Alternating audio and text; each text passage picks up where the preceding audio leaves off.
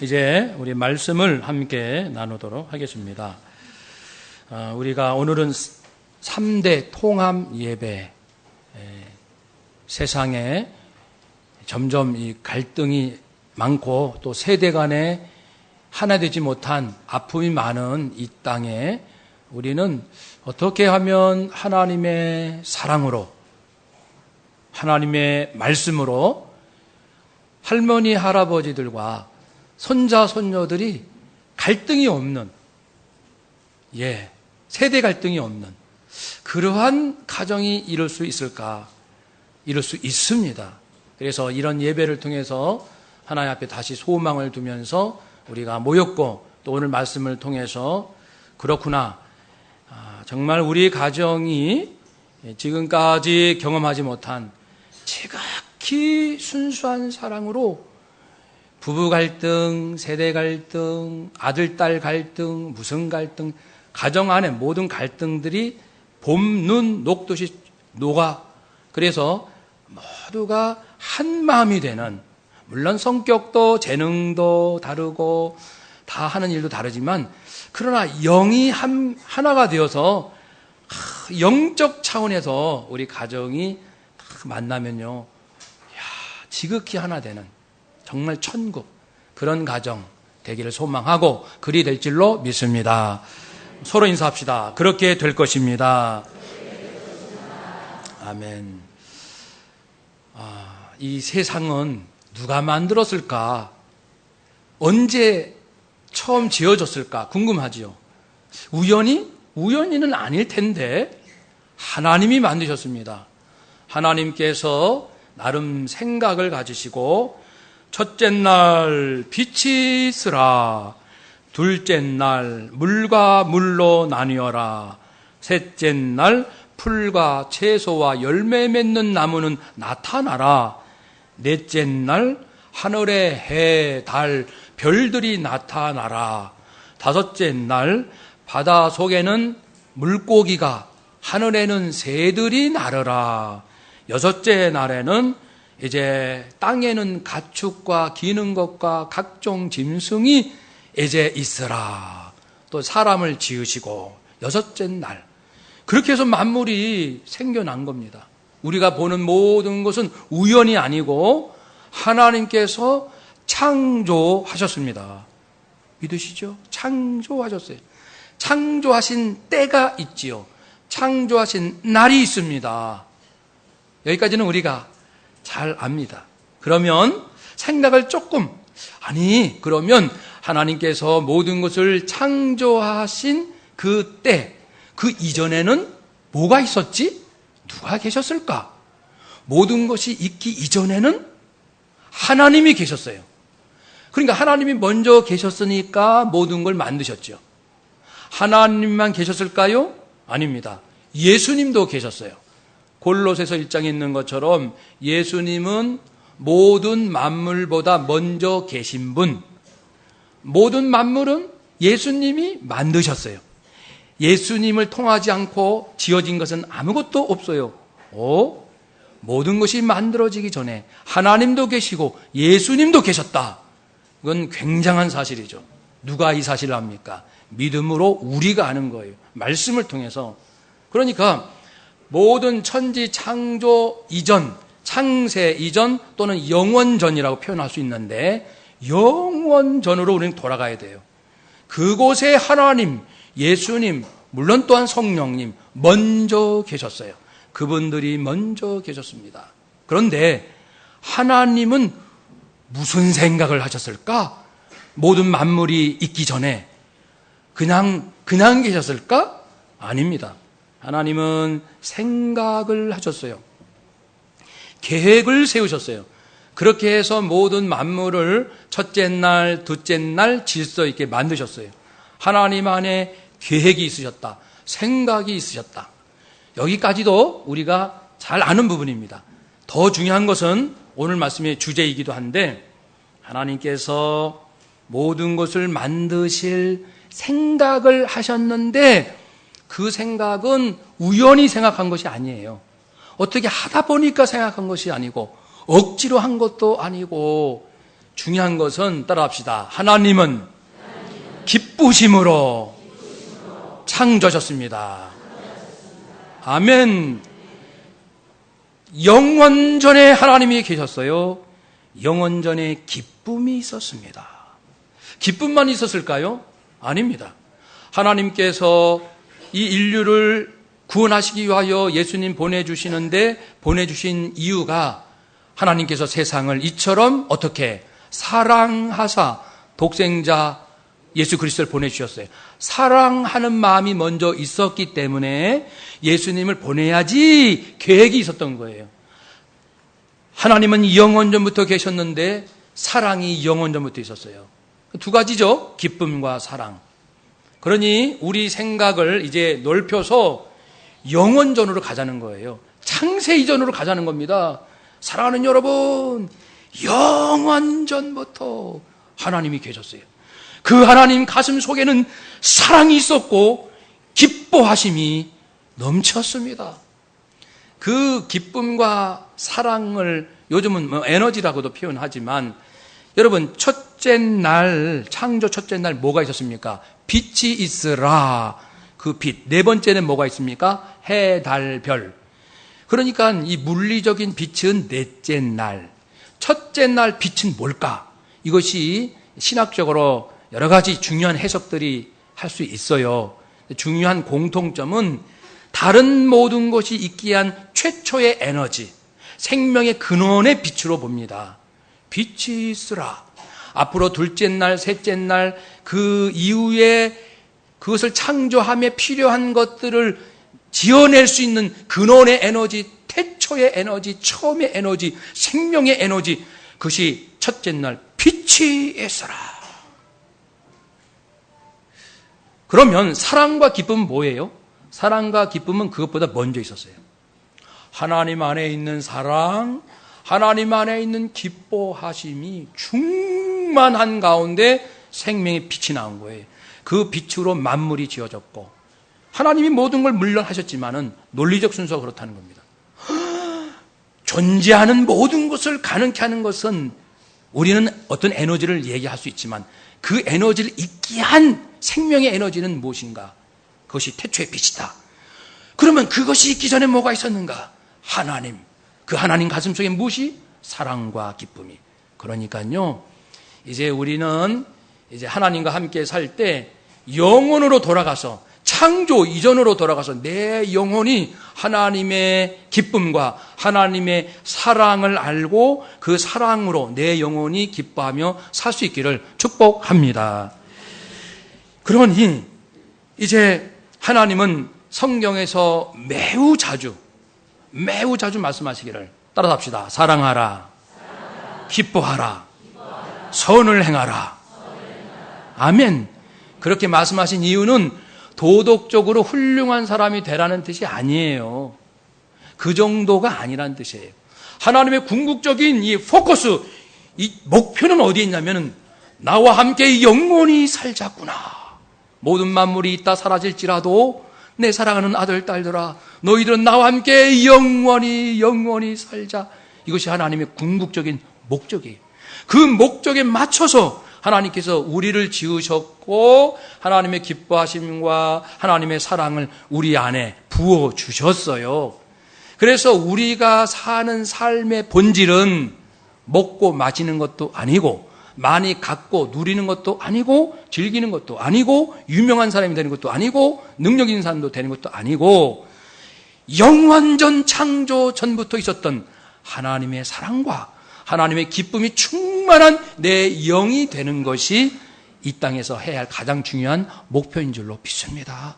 그래서 이제 인생의 중심축을 무엇을 가질 것인가, 어떤 사람이 될 것인가 라는 데서 이 세상에서 얻을 수 있는 것에서부터 인생의 중심축을 바꿔서 이제는 영원전 창세 전부터 있었던 하나님의 사랑으로 저는 살고 싶어요.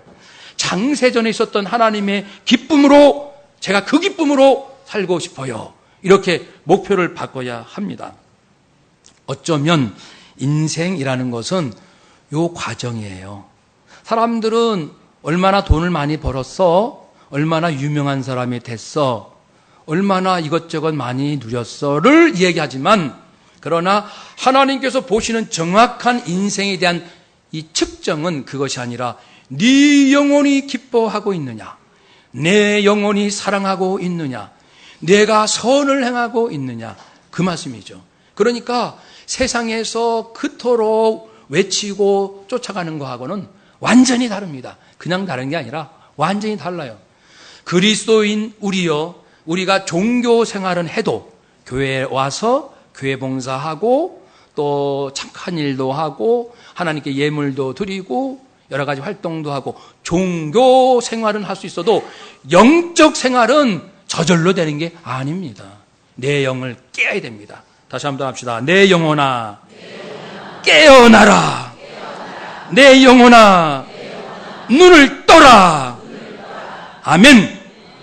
영을 살려야 됩니다. 영혼을. 하나님과 함께 영원히 살 내 영혼을 깨워야 되는 거예요. 영이 깬다는 것은 창세 전에 있었던 하나님의 사랑과 기쁨에 눈을 뜨는 거예요. 그것을 알아차리는 거예요. 이런 기쁨으로, 이러한 사랑으로 이 만물을 지으시고 인생을 지으시고 나를 구원하셨다니. 왜냐하면 오늘 본문에 우리가 구원받기 위해서 예수님이 이 땅에 오셨어요. 오셔서 피 흘려 죽으셨잖아요. 죄 때문에. 내 죄값이 너무너무 크고도 크기 때문에 예수님의 이 피값, 생명이 아니고서는 해결할 방법이 없을 만큼 우리는 악하고 악한 죄인이에요. 그런데 예수님께서 2000년 전에 오셔서 그 거룩한 생명 피를 내어주심으로 우리의 흉악한 모든 형벌이 완전히 녹아지고 사라지고 값이 치러져서 없어지고 아주 그냥 흔적조차 없어지고, 그래서 하나님 앞에 의롭다. 너는 천국 올 자격이 있어. 네가 천국에 올 때 너 자격 없어 라고 말할 자가 없을 거야. 왜냐하면 내가 너를 의롭다고 인정했기 때문이야. 누가 시비 걸면 나한테 말해. 내가 너를 들여보내마. 이런 말씀이죠. 의롭다고 인정해 주셨어요. 그것은 예수님 때문입니다. 예수님은 2000년 전에 오셨어요. 아, 예수님이 2000년 전에 오셔서 나를 위해서 죽으셨구나. 맞습니다. 그러나 그것이 전부가 아니고 하나님은 누구를 지금 이 시간 예배 함께 드리고 있는 우리 할머니, 할아버지, 엄마, 아빠, 아들, 딸, 손자, 손녀들, 우리를 천국 가게 하시려고, 영원히 살게 하시려고, 하나님과 실제로 같이 가장 귀한 천국에서 살게 하시려고 하나님은 놀랍게도 모든 만물이 지어지고 모든 사람들이 창조되기 이전부터 계획하셨다는 거예요. 만세전부터, 창세전에 기뻐하심을 따라서 하나님의 자녀로 삼으시려고 우리를 택하셨다고 했어요. 작정하셨다고 했어요. 아직 해, 달, 별, 동물, 식물, 그리고 물고기, 사람 없어요. 아직 아담 아직 없어요. 타락 안 했어요. 태어나지도 않았는데. 그러나 하나님, 전지하신 하나님은 보시고 장래를 보시고 준비하시기를 이제 이러하라 되는데 내가 안다는 거예요. 하나님께서 죄 지은 분이란 뜻이 아니에요. 아담아, 너 죄 좀 져라. 네가 죄 안 지니까 내가 좀 심심해 죽겠구나. 너 좀 사고 좀 쳐라. 그래야 내가 너를 사랑하고 좀 이게 생색을 내지 않겠니? 좀 이렇게 좀 문제 좀 일으켜라. 하나님께서 누구 죄 짓게 하시고 문제 익히라고 이렇게 부채질 하시는 분이 아니에요. 하나님은 문자 그대로 선하신 분이십니다. 악하신 분이 아니에요. 그러나 아시는 거예요. 그러니까 신이죠, 신. 그분은 아십니다. 영원전도 하시고 영원 후도 아시잖아요. 그러니까 앞으로 인간이 타락할 것을 아시고 그 형벌에 따라 그들이 지옥에 갈 것을 아시고 막으시려고 예수 그리스도를 내가 이 땅에 보내겠다. 그리고 예수 그리스도를 믿는 자를 내가 아들, 딸로 삼아서 내 자녀로 삼아서 영원히 나와 함께 살고자 한다. 내가 그렇게 하고 싶다라는 계획을 창세전에 세우셨습니다. 창세전에. 그러니까 내가 아직 태어나기 이전부터 나 이종건을 하나님은 아신 거예요. 인간의 생각으로는 불가능하죠. 나 아직 태어나지도 않았는데 하나님 저 아세요? 제 이름 아세요? 하나님은 아신다 그겁니다. 아직 없지만 아시는 거예요. 있을 것을 아시는 거예요. 그분이 하나님이십니다. 그분이 신이십니다. 아직 없어요. 그러나 본다는 겁니다. 있을 것을 보시는 거예요. 있을 것을 보시는 거예요. 그러니까 요한계시록에서 요한을 통해서 마지막 예수님 재림 때 어떤 일이 있을 것을 미리 다 보여주잖아요. 환상 가운데. 아직 안 일어났어요. 아직 있지도 않는 일인데 예수님은 보시는 거예요. 그리고 말씀하시는 거예요. 생생하게. 이것이 뭐 사도 요한만의 경험입니까? 그런 경험을 얼마나 많은 사람이 지금 하고 있습니까? 그러니까 눈에 보이는 것이 전부가 아니고 하나님 앞에서는 다 보입니다. 하나님은 다 아십니다. 우리가 모를 뿐이에요. 우리가 미래를 못 볼 뿐이에요. 그러니까 이제는 우리는 볼 수도 없고 알 수도 없지만 놀라운 것은 하나님의 그 기뻐하신 뜻에 따라 구절에 있는 것처럼 이렇게 내가 죄를 졌지만 이 죄를 용서받고 하나님의 아들, 딸이 될 수 있다라는 하나님의 계획, 이것을 우리에게 알려주셨다고 했습니다. 하나님의 기뻐하심으로, 이것도 기쁨으로 알려주셨어요. 앞뒤가 맞잖아요. 사람이 기쁨으로 계획한 것은 기쁨으로 알려줍니다. 뭔가 괴로운 마음으로 계획한 것은 괴롭게 알려줘. 내 마음이 기쁘지 않으니까. 하나님은 기쁘셨고 이것을 막 어떻게 하면 막 알려줄까? 사람들이 못 알아볼 때 슬퍼하셨어요. 하나님은 이 예수 탄생 기쁨의 소식이라, 큰 기쁨의 소식이라 했습니다. 그러니까 예수님께서 이 땅에 나를 위해서 오시는 이 놀라운 사실도 하나님께서 기뻐하심으로 알려주셨다고 했습니다. 그러니까 하나님은 창세 이전부터 그 기쁨, 또 하나의 그 사랑, 기쁨과 사랑, 그게 뭔지는 몰라요, 우리가. 여러분, 사랑이 뭔지 아셔요?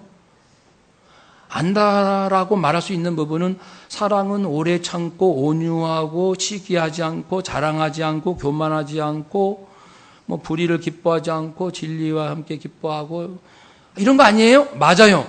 그러나 그것은 사랑의 한 부분이에요. 사랑 자체를 우리는 이야기가 너무 벅차요. 여러분 기쁨을 아십니까? 하나님의 기쁨이 뭔지 아시냐고요. 기쁨.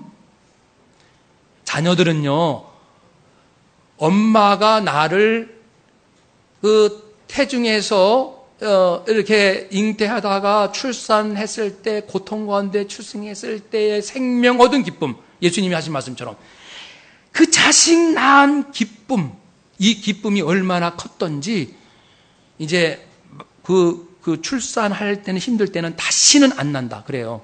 그런데 그렇게 낳고 며칠 지나고 좀 몇 달 지나면 둘째 언제 가질까? 이렇게 하죠.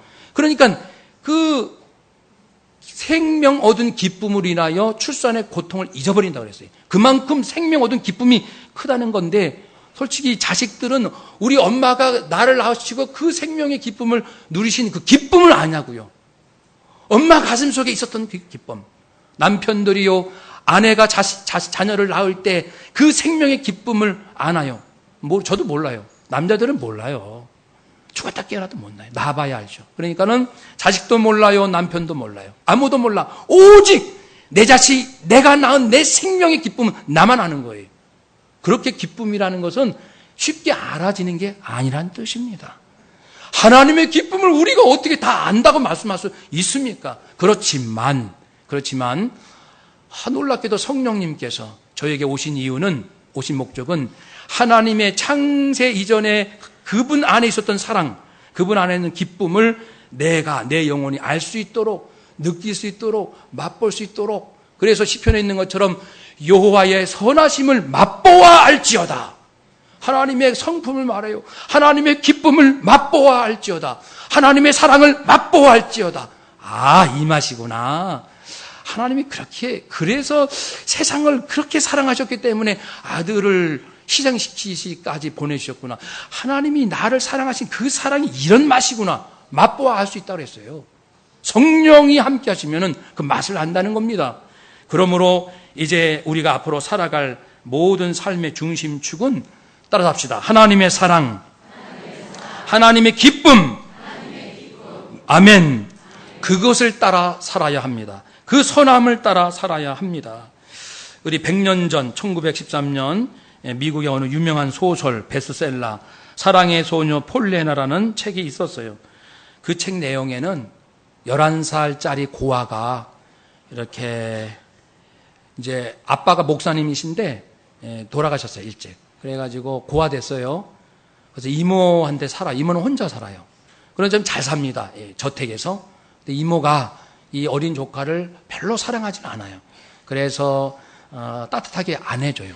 그러니까 이 어린 소녀가 상처와 아픔을 받을 수가 있죠. 그 저택인데도 얘가 살 집은 다락방, 조그만 다락방, 답답한 다락방 주는 거예요. 우리 같으면 웬만하면 그럽니까?